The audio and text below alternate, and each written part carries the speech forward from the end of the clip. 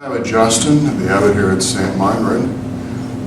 We have a community of monks here, about 92 of us all together, and Saint Meinrad has been here in southern Indiana for over 150 years.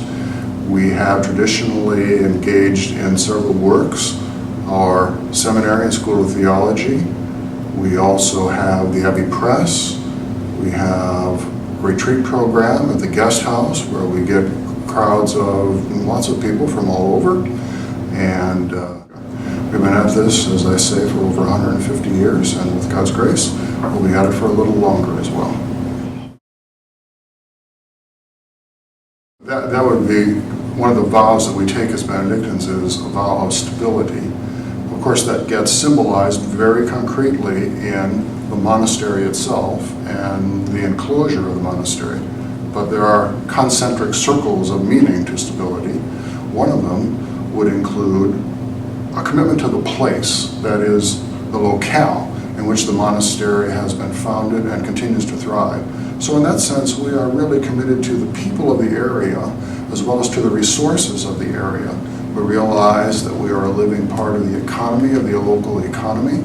So the choices we make about the work or work we need to have done for the monastery, the local area gets first emphasis on that. And I think that does flow from our value of stability, which is different, for instance, from what you would find among the Franciscans or the Dominicans, whose values were to take the gospel elsewhere. And so they may use modern media like we do, but they're not necessarily committed to a particular place. Every day at monastery begins with prayer. We gather at 5:30 each morning to pray the offices of vigils and lauds, and that is followed by breakfast and a period of reading.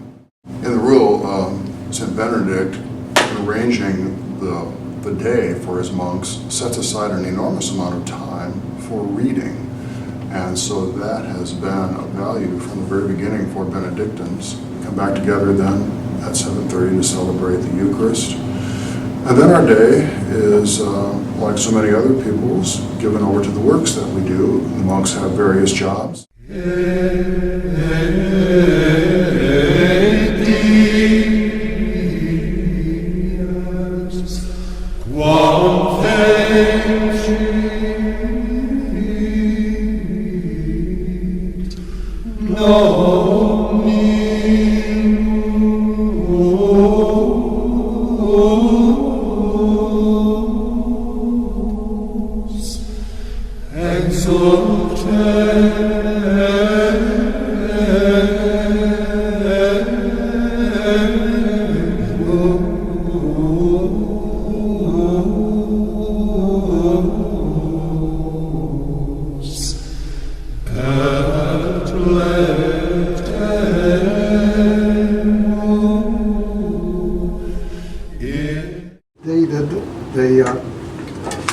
think that this thing was probably made in the 1890s and the 1790s. And there are something like 8 different types of wood in this loom. This is the original configuration.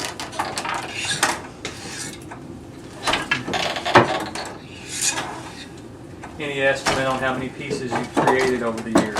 Oh no, I wouldn't try. I've always had other jobs. It's never been a full-time job.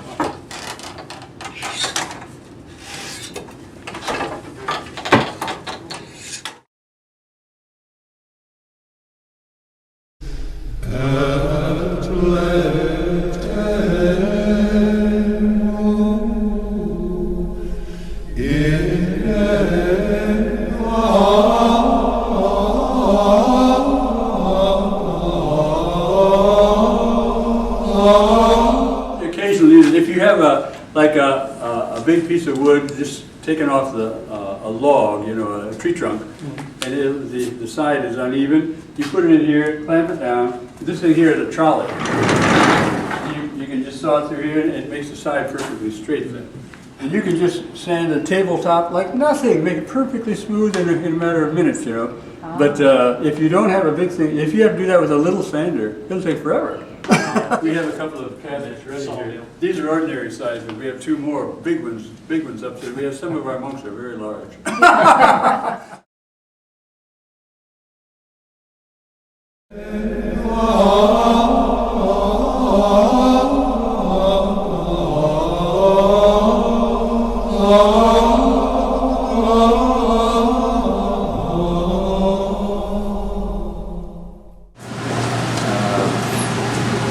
Started in '65, right after profession. So he will do repairs, Catholic, do the habits, and make alleys. We got about, right now, 3 Anglican monasteries and several Catholic monasteries.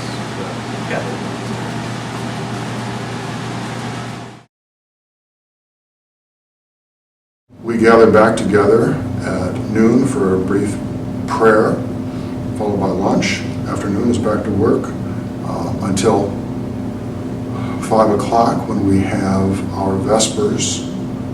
That is also followed by a period of reading before dinner at 6. And then there's a small period of common recreation where the monks can get together, and we often talk about what happened during the day with one another, or what we're interested in, or what's new. At 7 o'clock, we pray the final prayer of the day, Compline, which closes out our day. Every day, the monks gather together publicly to pray, no matter what else. We think that is a reflection of God's fidelity to us, no matter what happens in the world. God is always there. That is our way of saying that to the world.